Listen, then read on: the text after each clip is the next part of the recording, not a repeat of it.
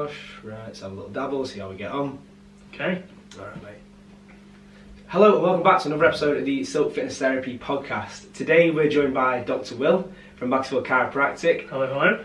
Now this isn't the first time we're recording this one. Number two. I just like coming back. Yeah, I think that's what it was, wasn't it, mate? Yeah, just wanted to come back again. Full disclosure, because we're all about honesty.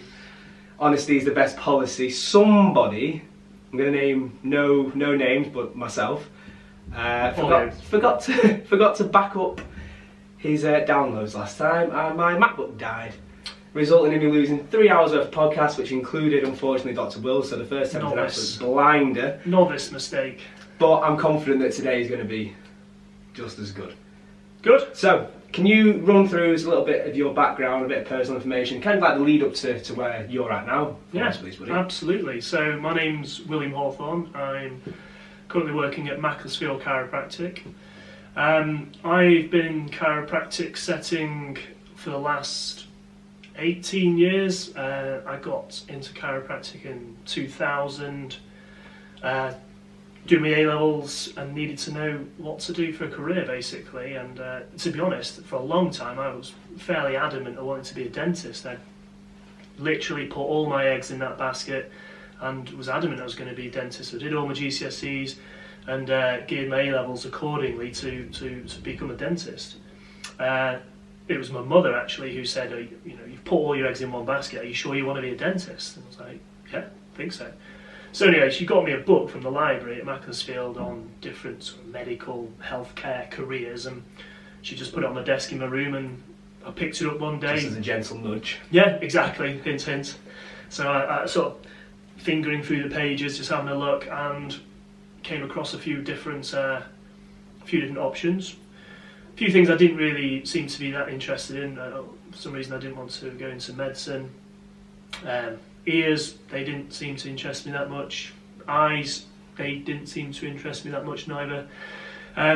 Physiotherapy is obviously a very obvious route I could have taken, yeah. But again, that just, I don't know if it was because it's a bit too mainstream. There's probably thousands of physios being produced every year from various universities and institutions across Britain, and something about me just didn't want to work in the NHS setting, I think. And yeah. I think that might have something to do with, my mum was a nurse, she worked in the NHS, I saw what hours she had to do, nights and things like that, and it just didn't seem to fit with me, to be honest. Looked at osteopathy and looked at chiropractic. From what I could see, I didn't really know the difference. To be honest, I could barely spell chiropractic at that age, let alone know what a chiropractor did. I still can't now, mate. I know, it is difficult. So it's Latin.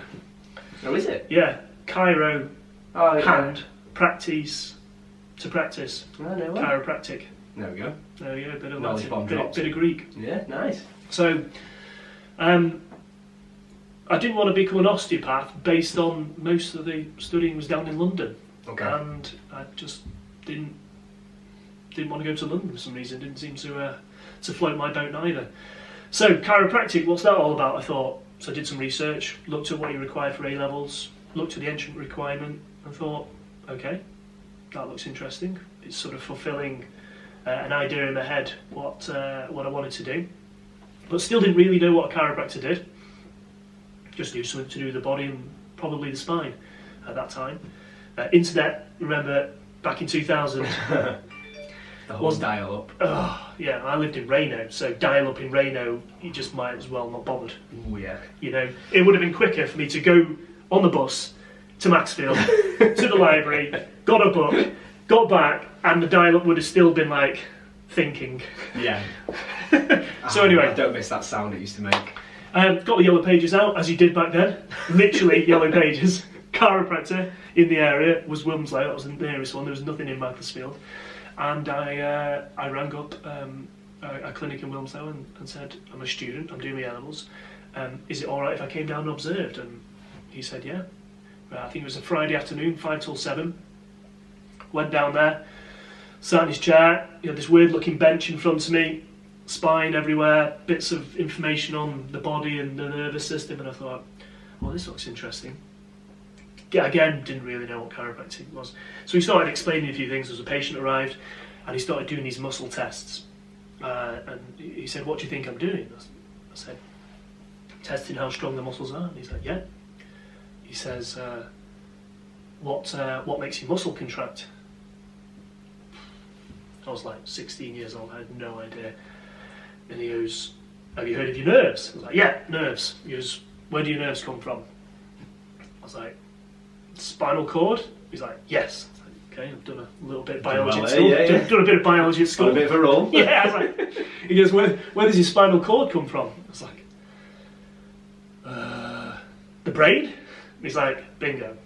So I said, "So you're doing a muscle test to analyse something to do with the nerves, the spinal cord and the brain?" He's like, "Yes." He goes, "Your central nervous system and your nerves are what make those muscles contract in your body, what keeps us alive." So he goes, "These muscle tests are asking simple questions about how your nerves are working, and therefore we can trace in the spine where that nerve comes from and work out areas of potential dysfunction and weakness." I was like, "Cool, brilliant." Yeah. So I still didn't know what chiropractic treatment was, what it entailed. And he was testing the glute and hip muscle. So he puts this person on the side and does this adjustment. I had no idea it was going to make a click. I thought, wow, that's cool. And she didn't seem to mind, it didn't seem to hurt her, it was all over pretty quick and it looked very smooth and seamless. He does the muscle test again, and it's strong, it's rock solid. I was like, wow, that's really cool. And from there, that sort of, it got me more and more interested, to be honest. And he said to me a question which I still remember. He says, "Those nerves, you know, what else do they do?" I was like, "Well, you said they supply the body, so everything else?" He's like, "Bingo." So I think what he was suggesting at the time was, you know, if your nervous system's functioning at a better, higher level, you know, the body's going to be functioning at a potentially more optimal, efficient manner. So I was like, this is cool. It basically, that 2 hours flew by, I loved it. And we cracked on with A-levels. As I say 16 at this point. Yeah, wow. 16 or 17. 16 or 17. It was like first year of A-levels. Failed my chemistry exam. Absolutely devastated. No. Honestly, it hurt. It really hurt, that did. And probably one of my biggest initial lessons was repeating that final year to redo my A-level chemistry. I was one grade out, and the university down in Bournemouth said, "Sorry, it's too low." So I had to redo my year. That was probably my biggest learning curve, because a lot of people might have just, you know, jacked it in, fallen off the, you know, face of the earth and just gone and done something else. Giving up there. My mum said, "You sure do you want to go to university, go through clearing, go and do a biology degree or something else?" And I said, "No, this is what I'm doing. All my eggs now in this basket." Yeah. I see a theme here, Will. Yeah. Very single-minded. So, had to wait a year. I was supposed to save some money, didn't, bought a car. With my hard earnings money. Nice. Whatever it was a month, £800 a month working in focused DIY. Oh, no, that's good times. Good times. Good times. It taught me a lot, actually. Probably grounded me a little bit. Yeah. I think I was starting to set sail mentally and somewhere else, and I think that grounded me and brought me back to planet Earth and said, "You know what? Sometimes. Yeah, you know what? In reflection, that's probably one of my biggest initial learning curves." Yeah. Mine was landscape gardening. Yeah. That was hard work, hard graft for not a lot of money, really. So that was my biggest kind of initial learning curve.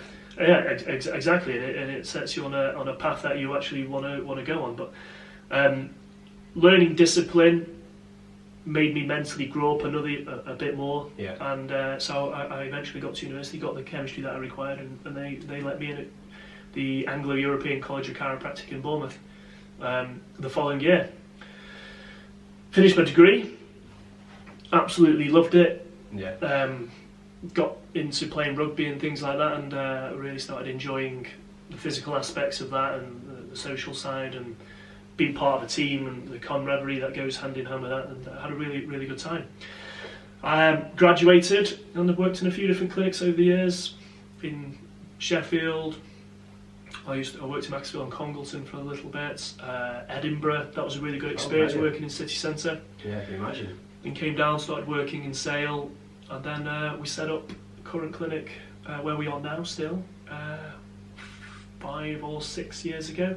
And that's literally going from strength to strength, and we'll talk about that probably a little bit later. Will, yeah, definitely. Yeah. I think kind of like one of the biggest questions for me is, before I came to see you, because I came to see you with a hip problem, I didn't really know what the issue was. I know I needed to get it sorted. And after a quick look around, like I said, I'd been following Jay for a bit, and I'd seen your post, but that's the guy I want to kind of sort me out. But I didn't know what a chiro was. Well, that's interesting. That is interesting. A leak has just sprung from the ceiling. No, it stopped.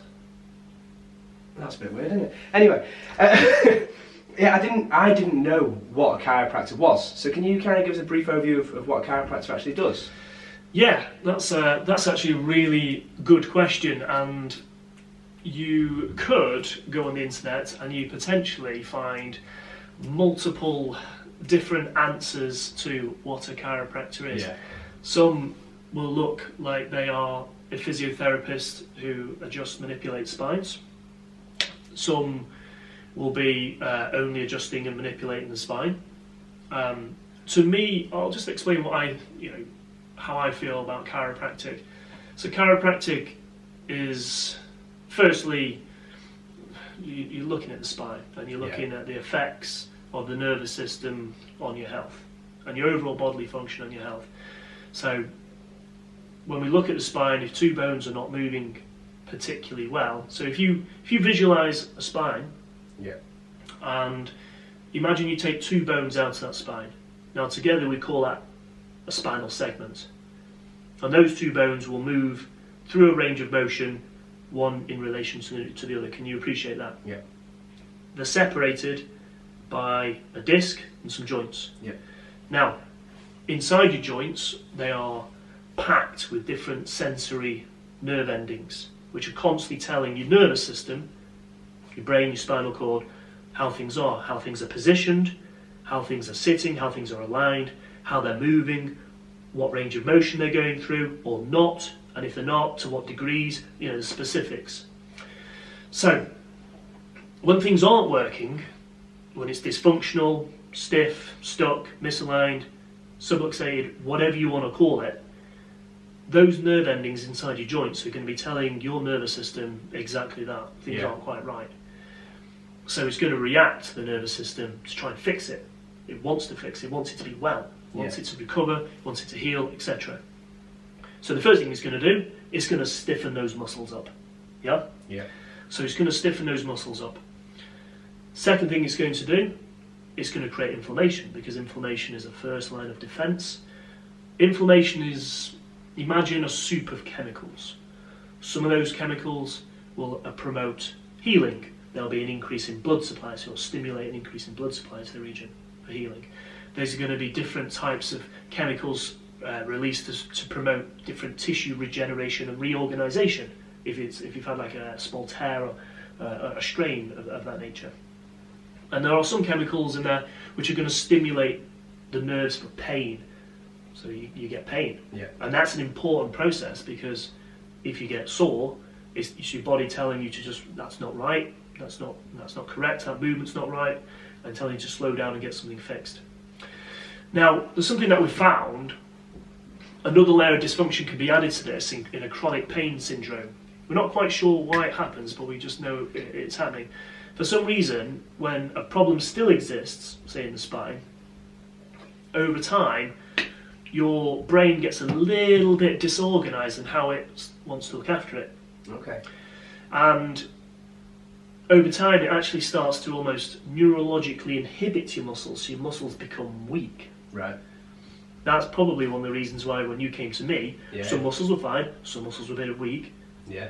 Because the knock-on effect is those nerves start to basically neurologically inhibit the muscle activation. So rehab and strengthening can become quite frustrating, and you go around in circles basically. So the brain gets a bit disorganised. Imagine you and I know that there's a light switch that switches off these lights. The brain, though, it says, oh, is it that light switch, or actually is it a light switch outside? It gets confused. So, I've got a bit of a roundabout way of explaining what is chiropractic, but I'm coming back. So in chiropractic, my job is to locate and detect those areas of the spine that are dysfunctional, not going through a normal range of motion. Specifically analyse which one, correct them specifically, keep it corrected and maintain it. And bit by bit, week by week, month by month, two things are going to occur. The range of motion is going to improve, but the muscles are going to get reorganised. They're going to get stronger, they're going to relax, neurologically they're going to get more stimulated. And then, couple that with some really good quality specific rehab work, it's a win-win situation.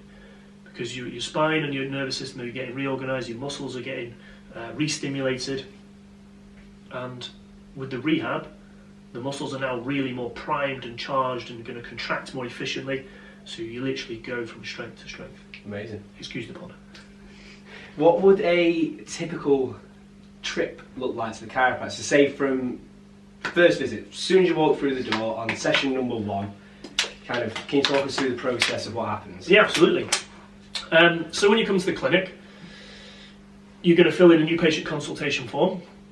We need to know a little bit about you. We need to know about your personal history. We need to know about your medical history. We need to know a little bit about your family history. Is there anything relevant that we need to discuss? Because straight away we need to know, firstly, can we help you? Or do you need to go somewhere else and see someone else? Do you need more medical assistance than what we can provide?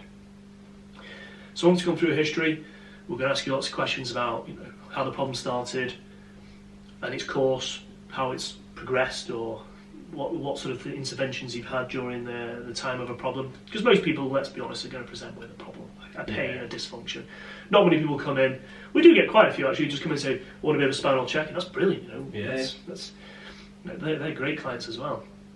We're going to examine the area, we're going to do various orthopaedic, neurological tests to make sure that firstly we can help. For example, if you had a fairly aggressive disc injury and you've got more neurological complications, chances are this is going to be something that's going to take a long time to settle, or you may need to go and see someone else.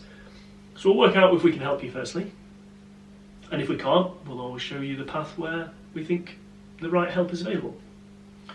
NHS, privately, whatever you want to go down. Yeah, if in doubt, refer out. Correct, boom. Good phrase.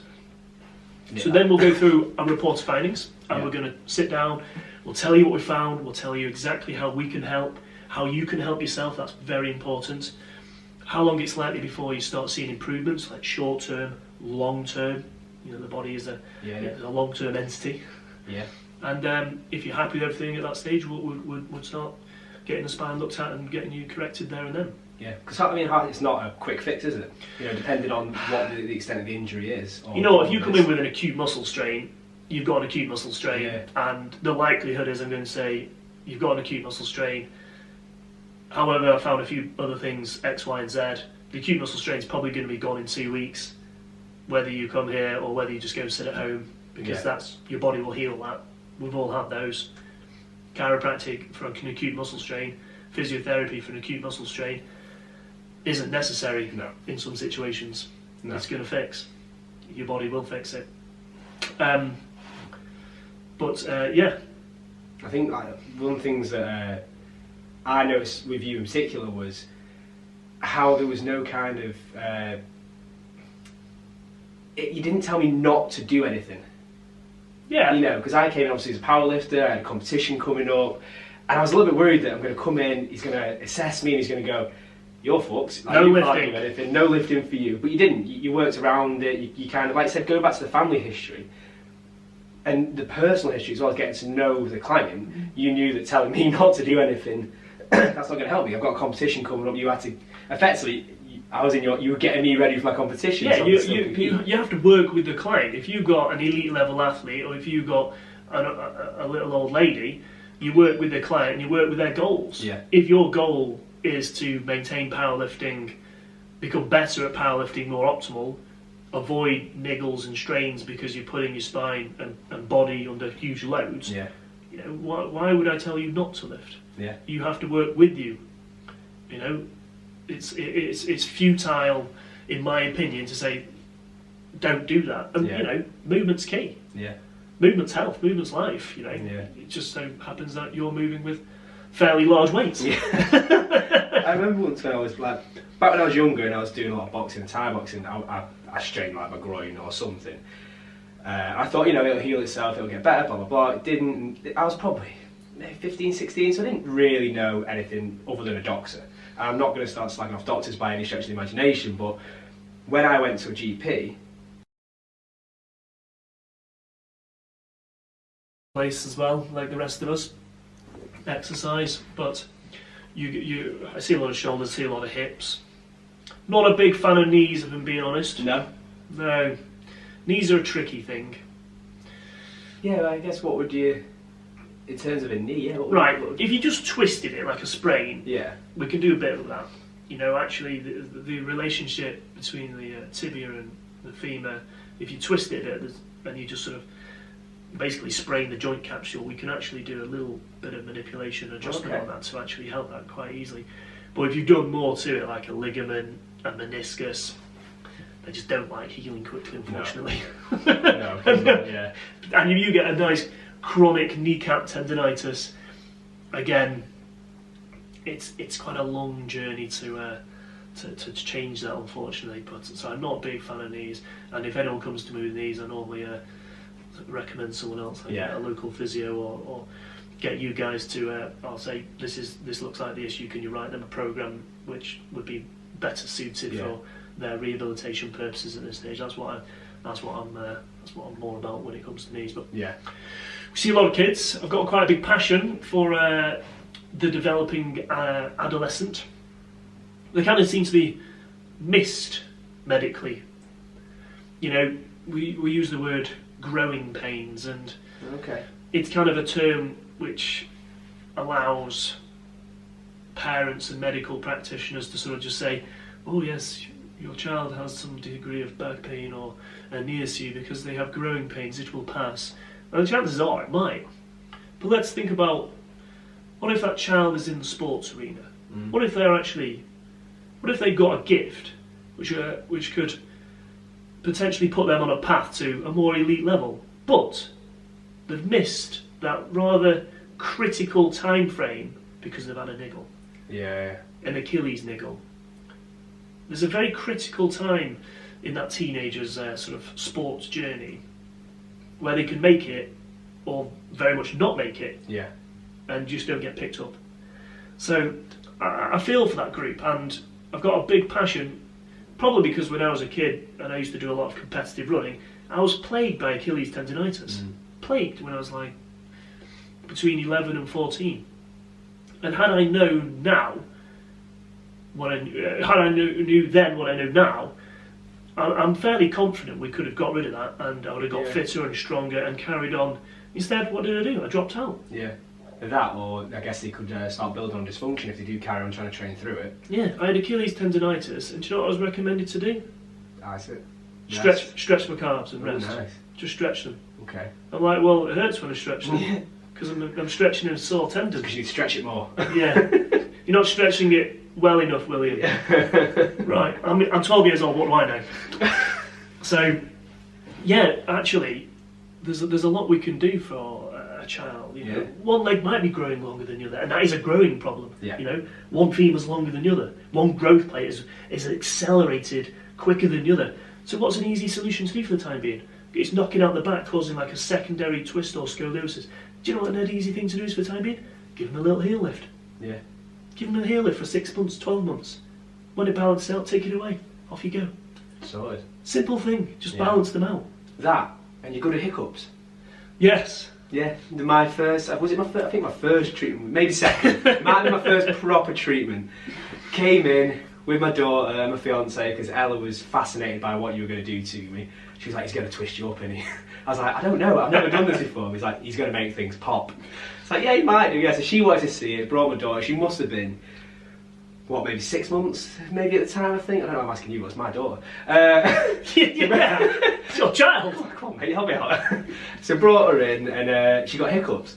And I remember, like, I vividly remember being pretty much on my side, twisted in a pretzel, and she's hiccuping like mad. And you said to her, you went, "Oh, just pass her here." I'm like, "Hey, well, hold up. I'm down here twisted up, Will. Don't forget about me." And you got rid of the hiccups. Little diaphragm. Little diaphragm issue. Little spasm of the diaphragm.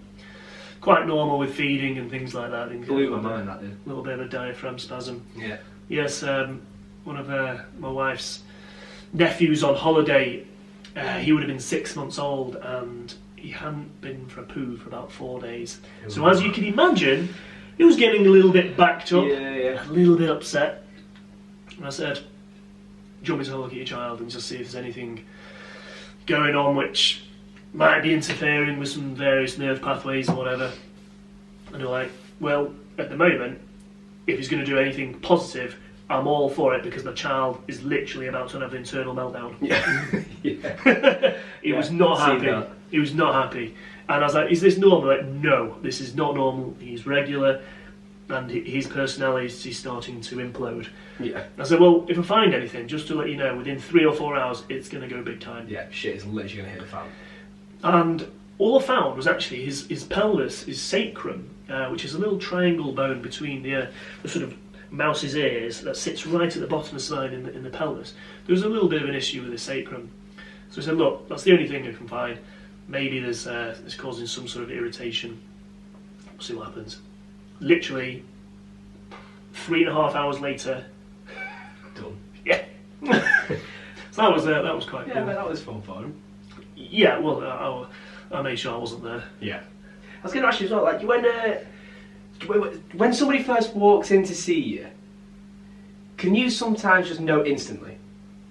Yeah. When you see people, just when they're walking, I guess you're already starting that assessment, aren't you, when you watch them walk in? I will watch them walk in and see, are they limping? Is one leg internally, externally rotated? Are they hiking a hip? Is one shoulder holding themselves a bit? Yeah, I think that's a little bit extreme. Like if that's more trauma. If you have a trapped nerve in the neck and you were doing that, then yes. But is one shoulder a little bit higher? Is their skull a little bit tilted on one side? Yeah. All subtle signs. And then when you observe them, you look at the muscle tone. Is one muscle normal? Is one muscle like, ooh, that muscle is taut, it's tight? Why? So yeah, the muscles are a gateway into someone's nervous system actually, because of the nerves control and contract the muscles. If a muscle is remained contracted, why is it contracted?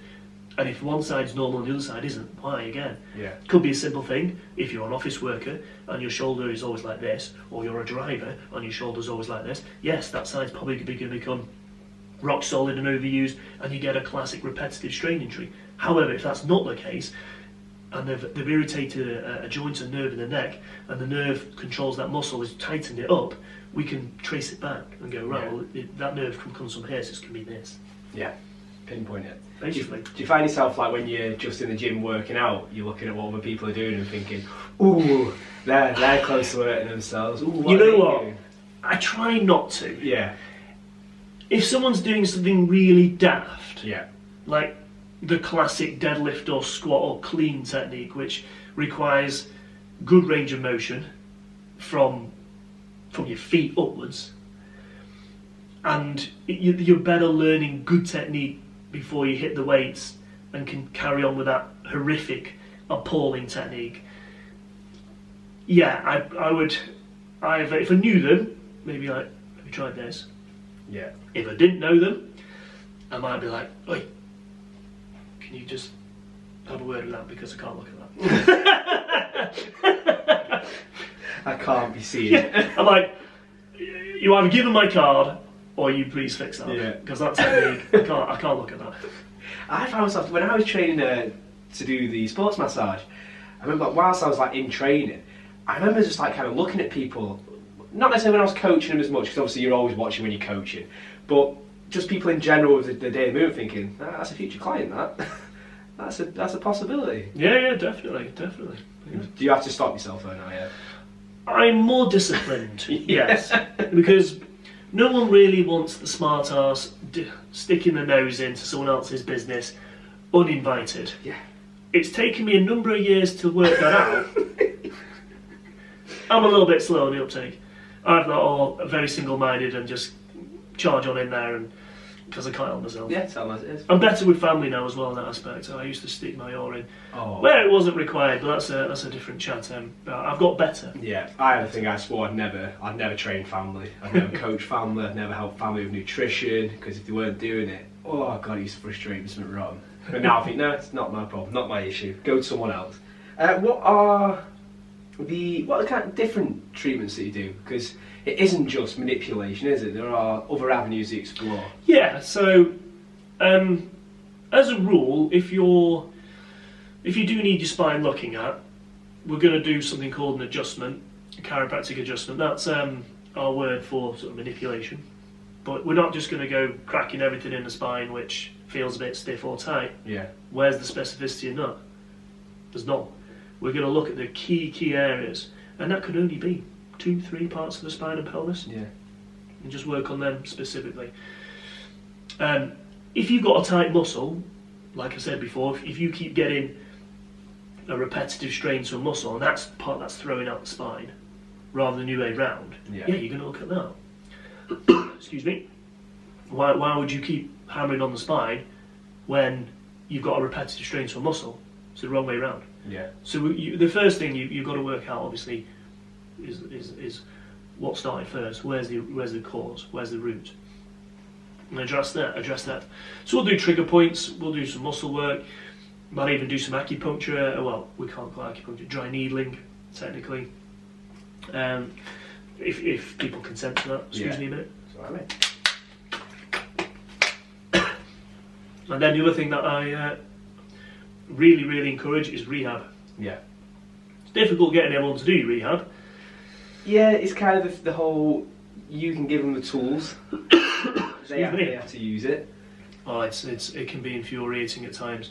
People just do not understand that movement is like the key to health and life. You know, movement is, in my opinion, life. Yeah. Your cells, your every DNA require movement to keep physiologically well, keep you stimulated. People just don't get it. It's called, I've heard it a few times over the years when people say, oh, I've seen such and such body for years now. I'm like, you've been seeing him for years and you're still kind of not sorted. You know, have you been doing your rehab work, or do you literally just go in, have that little bit of adjustment, feel a bit better? Because I know after my first time with you, I was like, oh, I'm going straight to squat. Like, I feel amazing. You know? Smooth squat. Yeah, I text you and said that felt like butter. That was so smooth. But like, I think, people just they go, they get adjusted, they feel that little bit better, then they don't do the rehab work, they don't do that, they wait until they tighten up. Everyone's different. Yeah. Everyone is different. Some people, depending on your circumstances, your age, etc., you might not need to do an awful lot of rehab. If you're quite active anyway, you might not have to do a lot of rehab. Excuse me, but if you do have chronic issues and people have immobility issues, and quite clearly not exercising that much, you're only going halfway. Yeah. And that's when people just sort of go in and out to the chiropractor. Yeah. I'm a big advocate of chiropractic maintenance, I'm not going to lie. And some people, when they come in, I might not even adjust their spines, but I might say, you know what, you've been working on this with your rehab, just try factor in a bit of this, factor in a bit of that, change this, change that, let's up that intensity. That's not working very well for you. Can you just deload this to this, because it might be too much, or you're not doing it right. Yeah. Sometimes I won't adjust on the spine when they come in. I'm a big advocate of maintenance, but it's got to be used sensibly and ethically. Yeah, of course. And if you're getting people coming back week on, week in, week out, and they're not advertising or promoting sort of exercise and rehabilitation, then they're doing a bit of a disservice, and they're not really explaining and telling you what chiropractic is all about, nor, you know, are they being ethical and telling you how the body functions. My job is to tell you how to look after your body, if you don't know. And it's pretty, common sense. You eat well, you move well, you think well, try and avoid stress, keep your spine healthy, keep your nervous system healthy. Yeah. And things are going to be, as a rule, better. Yeah. I think you're right with that, mate. It is movement. Movement is key. What are some of the common misconceptions surrounding chiropractic work? Good question. I just go to see the chiropractor and I get cracked, feel good, and I like to go back now and again. I hear that word, and if that's how you explain what happened when I went to see the chiropractor hasn't done an adequate job of educating you about what an adjustment is trying to achieve. It's not just about hearing a massive crack. Yeah. There are so many techniques that I can do on the spine which don't even involve an audible click, crack when we do an adjustment. Loads of little tools. So that's a massive misconception in my opinion. But in respect to the client, the patient, it's, in my opinion, the chiropractor's fault for not educating the individual sufficiently on what they're trying to achieve. Yeah. An adjustment, we're locating specifically on the spine where the problem area is, where that dysfunction is, where the misalignment is, and we're going to correct it specifically, gently, and we're going to keep it working optimally. That might take a few weeks, could take a few months. Yeah. It might be an ongoing thing. If someone's got degeneration and chronic problems, it might be a bit of an ongoing thing. As long as they're doing the rehab, then they should be fine. But that's probably one of my biggest misconceptions is, oh yeah, I just go to a chiropractor for a quick crack, but they just don't really understand. No, what's going on. And that's like I said, it's, in my opinion, that's the chiropractor's fault for not educating correctly. Yeah, I've only angled that at you because I've just realised that it's only picking up on the microphone that's on my laptop. Oh right, so okay. That is currently doing nothing apparently. So that's why I thought I'll angle that at you so we'll get you more clearly there. No problem, no problem. Oh my god, I sense a part 3 coming on there. Possibly is. Part 3. We'll have a little look at how we're doing with the sound. So there could be a bit of a quiet will for the first part of this show. Turn it up. Yeah, I realised, I was thinking like, why is it picking me up so well but not Will as much? Oh god. Yeah, that's why. That little red light there isn't doing anything clearly. I don't understand. No, I don't, mate. Well, getting the new laptop back has meant it's gone back to all the old settings, completely wiped it, so a bit of trial and error, bear with us. Do you have any tips for the people listening at all in terms of, just stuff they can do at home or just in general, just general life tips? So, I said it before, if people eat well, move well, think well,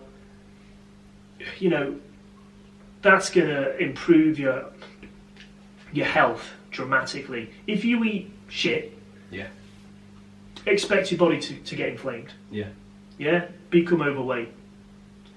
If you don't exercise, if you don't move, and I don't mean you don't need to go to the gym and set records, you don't need to be an amateur, an athlete, just go for a walk. Think good posture, go for a walk, just do some movement. Half an hour a day, it doesn't take a lot. No. Your cells, your DNA, your physiology require some degree of movement. We're a human. We've become a very lazy species, in my opinion, over the last, 50, 60 years? Yeah. Once upon a time, we didn't nip to the Tesco's in our car to go get some food, or the co-op round the corner. We probably walked quite a number of miles, or took a bike with a backpack. Yeah. Got your food, got your groceries, grew them probably even went to your allotment, grew them, moulded them out of the ground, cooked them. You did some movement, you burnt some calories, and you probably ate good food. You probably didn't eat a ready-made packet of sandwiches. You didn't have your meal deal for £3 of a sandwich, a packet of crisps, a chocolate bar and a crap drink. You didn't do it. No. You didn't eat all that processed junk. You ate normal food, you grew food, you bought fresh food. You probably bought seasonal food. Yeah. You didn't get a mango, an orange every weekend. It didn't exist because it wasn't available. You ate seasonal. I mean, I see your Instagram stories, mate, of your meal prep and stuff. It's pretty damn impressive. It's not difficult. I like it, yeah, but it's not difficult. Do you know how long it takes to cook some chicken breasts or chicken legs in the oven? Stop with it. I just put some, the night before, I'll put them in a bag, put some seasoning there so they've got a bit of flavour. Yeah. And the next day, I put them in the oven and I put them in a Tupperware. Done. Yeah, and I make some brown rice. I make some raw vegetables, and I put that in a Tupperware. I add a little bit of water. The seasoning's already there. I put it in the microwave or something like that. I put a bit of mayo on it because who doesn't like a bit of mayo? Oh, I do. Oh, Ella hates it. Oh, it's just weird. Yeah, well, you can't teach some people, can you? No, you can't, mate. She obviously, when she goes out to fancy restaurants, she's like, oh no, I'll have something plain, please. I've got to have mayo on everything. But it's also like getting food ready like that. It's cheaper. Well, yeah. Cheaper. Yeah. Save time. You don't have to be walking everywhere. Well, you know, to walk. In some degrees, in some respects of individuals, they succumb to the powers of the supermarket, these food industries, the fast food, the takeaways. Their food is designed to be more-ish addictive. Yeah. The percentages of butter and fats, sugars and salts. There's like a bit of a perfect chemical reaction that sort of triggers our little brain goes, nice, and then you start to become a bit addicted to it. So it doesn't take long to become unaddicted. Anyway, that's for another podcast probably. But no, and if you think well, that last part, if you think well, you're not getting too stressed. Think on the positives that you have in your life. You're alive, you've probably got a job, you've got family, you've got relationships. Think on the positives. We're all too glum in life, and yeah, no, you're right. But it's easy to get dragged down. Yeah, of course it is. Of course it is. It's easy to get dragged down, but just if you read some books that empower you. Listen to podcasts that empower you. Yeah. Listen to people who are inspiring, and listen to people who've been through hard times and come out of those hard times. Yeah. So get inspired. You can do two of them in one hit. Like say, shove your headphones in, go for a walk. That's what I do. Get the movement in, get some just headspace, some you time, and absorb some information. When I walk my dog, bless him, Barney, he's like, "Will, where's my attention?" sorry, Barney, your dad's listening to a podcast on chiropractic neurology right now. Or listening to you on your latest podcast. So yeah, I do like to do that. It's good. So eat well, think well, move well, keep your spine well, keep that neurology fired up, and you're probably going to have a pretty healthy life. And if you need help, seek help. Yeah. Too many people don't ask for help, do they? That is a really good point. It'll just go on its own. It'll pass. Something's mine. Something's mine. Of course they will. What are the future plans for Macclesfield Chiropractic going forward? Quite a lot, actually. In April, we're having a complete overhaul of the clinic. Oh, wow. So we are completely redeveloping what we have available at the moment. So we're going to be taking on other things, some massage as well. Hopefully we're going to take on more chiropractors in the future. It's going to be a nice environment to come to. Amazing. A nice healing environment to come to. Everything under one roof. Yeah. Basically that's really what we want to be achieving. We want to attract different people to the clinic who can offer their services. So if we do have someone who's overweight and they're struggling with that emotional side of food, or whatever that reason is that they struggle to lose weight, if they need some help, psychotherapy, etc., counselling, food counselling, we're hopefully to have that sort of at our disposal as well. If someone needs nutritional advice, hopefully have that at our disposal. So I want different facets to be able to help people just improve the quality of their life. Brilliant. And so that's starting in April? Well, the redevelopment is in April, and we're going to be hopefully kicking off with the new clinic in May time. Exciting times ahead. It is. It is. We're really excited. It's getting a little bit stressful. Yeah. It's not stressful. I've kind of lived in a bit of an ignorant bubble for the time being. It's quite a nice place, but it's going to change. Yeah. And then, ask me how I am in 3 weeks. No doubt when we re-record this, because I checked the sound and it was quiet. Yeah, and I'm rushing through going, how long is this going to take? I really need to go and speak to a builder right now. Where can people find you, mate? So our clinic is situated at Broken Cross in Macclesfield, between paint shop and a sandwich shop across the road from there, little Tesco's. You can find us on Instagram. Not surprisingly, it's called Macclesfield Chiropractic. As Facebook, Macclesfield Chiropractic. Easy. Don't bother with Twitter, because I literally only use Twitter to check in on the rugby scores of Macclesfield when they're away. Yeah, same for football. So I wouldn't bother with that, although I am on it. It's probably something like @MacChiro. Yeah. Email us, a bit of a long one this, info@macclesfieldchiropracticclinic.co.uk, and obviously the website therefore, www.macclesfieldchiropracticclinic.co.uk. You can get all of our details on that. You can even book online through that website as well. Simple. Yeah. Marvellous. Thank you very much, mate. It's been a pleasure. You are welcome. It's been fun. Right, let's check that. You're shitting yourself a lot now, aren't you? I am. I can see you going, I'm thinking, how the fuck is he fridging it around with this? I'm like, better not be buggered. Could you see? I know why that did it as well. Yeah, what did happen there? I bet when it hits 25 minutes, it'll cut off. I think the cut off point is 25. Oh my god.